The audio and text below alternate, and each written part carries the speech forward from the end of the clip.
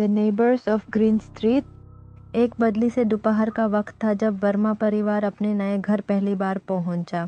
घर green street के कोने पर था, अपने पुराने स्टोन वॉल्स के साथ, जिन पे बेल चल रही थी, जो इसे एक मिस्टीरियस सा लुक दे रही थी। ये नई शुरुआत का वक्त था, लेकिन जब से वो आए थे सब कुछ अजीब लग रहा था।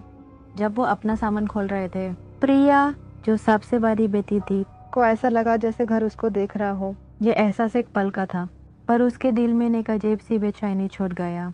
उसने सोचा शायद नई जगह का स्ट्रेस होगा और नेबरहुड एक्सप्लोर करने निकल गई। ग्रीन स्ट्रीट एक अजीब सी जगह थी। पुराना सा लगता था, जैसे वहाँ के घरों में कई सालों से लोग नहीं रहे हों। बहुत से घर खाली लगते थे, उनके विंडोज अंधेरा दिखाते थे। लेकिन एक घर ने प्रिया का ध्यान खींचा, सामने वाला एक बड़ा सा मैंशन जो काफ़ी पुराना लग रहा था। उसके विंडोज हेवी ड्रेप से कवर्ड थे और गार्डन पूरा वाइल्ड हो चुका था, जैसे बहुत सालों से कोई ध्यान नहीं दिया हो।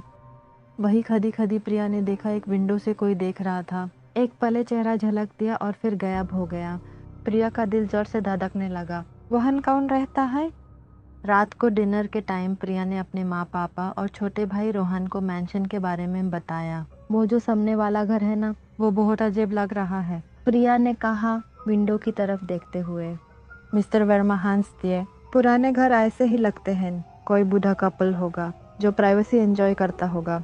अगली सुबह बैकयार्ड एक्सप्लोर करते हुए प्रिया की मुलाकात एक लड़के से हुई। उसका नाम आरव था और वो भी प्रिया की उम्र का था। तुम नए आए हो, आरव ने मुस्कुराते हुए कहा। कैसा लग रहा है यहाँ?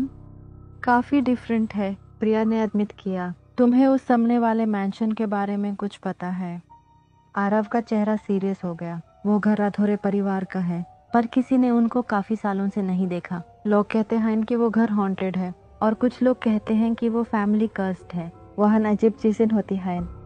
प्रिया की क्यूरियोसिटी और बढ़ गई। उस रात प्रिया और रोहन ने वहां जाने का प्लान बनाया, फ्लैशलाइट्स के साथ। दोनों अपने माँ पापा के सो जाने का वेट करने लगे और फिर चुपके से निकल गए। रात का शहर सुनसान था, सिर्फ उनके कदमों की आवाज ग्रेवल पे सुनाई दे रही थी। जैसे ही वो मेंशन के पास पहुंचे, एक ठंडी हवा चली, पत्ते सरसने लगे। गेट की चार दीवार पर बेल चढ़ी हुई थी और जैसे ही उन्होंने गेट खोला, वो अजीब सी आवाज के साथ खुला।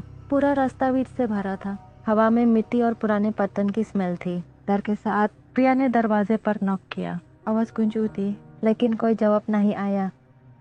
शायद हमें वापस चलना चाहिए, रोहन ने धीरे से कहा। उसकी आवाज कंप रही थी। उससे पहले कि प्रिया कुछ बोलती, दरवाजा अपने आप धीरे से खुल गया। दोनों ने एक दूसरे की तरफ देखा और अंदर चले गए। अंदर हवा ठंडी थी और पूरा घर मूनलाइट की हल्की रोशनी से घिरा हुआ था। हर तरफ फर्नीचर पे सफेद चादरें थी और घर का माहौल पुराने जमाने का लग रहा था। जब वो अंदर गए तो उन्होंने हल्की सी आवाज सुनी, कोई हल्की सी बातें कर रहा था। आवाज ऊपर से आ रही थी। डर के साथ दोनों सीढ़ियों की तरफ बढ़े, जो छींकती हुई आवाज के साथ हिल रही थी। आवाज एक रूम से आ रही थी जो हॉलवे के एंड पे था।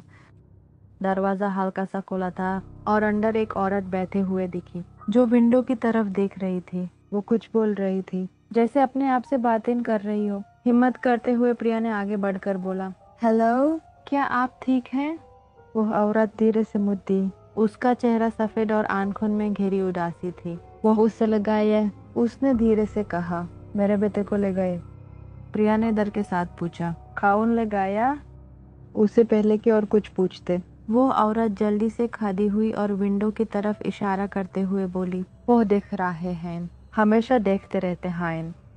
दस से भरकर प्रिया ने रोहन का हाथ पकड़ा और दोनों घर से भाग निकले। उनका दिल जोर से धड़क रहा था। शहर की रातें उनके लिए और भी ज्यादा डरावनी लगने लगी थी। अगले दिन प्रिया और रोहन ने आरव से अपने एक्सपीरियंस के बारे में बताया। आरव का चेहरा उदास हो गया। वो मिसेस राथोरे हैं, उनका बेटा सालों पहले गायब हो गया था और तब से वो ऐसे ही हैं। लोग कहते हैं कि उस घर पर कोई श्राप है, पर किसी को सही बात नहीं पता। अगले कुछ दिन टेंशन भरे रहे, लेकिन धीरे धीरे आवाजें और अजीब चीजें बैंड होने लगी। वो मेंशन अब भी चुपचाप खड़ा था, अपने सारे राज अंदर समेट कर। प्रिया, रोहन और आरव ने उस रात की बातें दोबारा कभी नहीं की, पर उनके दिल में वो यादें हमेशा के लिए बस गई थी। ग्रीन स्ट्रीट के रहस्य उसके अंधेरे में छुप गए और वर्मा परिवार ने अपनी नई जिंदगी में एडजस्ट करना शुरू कर दिया। लेकिन उन्होंने एक बात सीख ली थी, कुछ राज बेहतर होता है कि हमेशा के लिए राज ही रहें, क्योंकि सच ज़्यादा डरावना हो सकता है।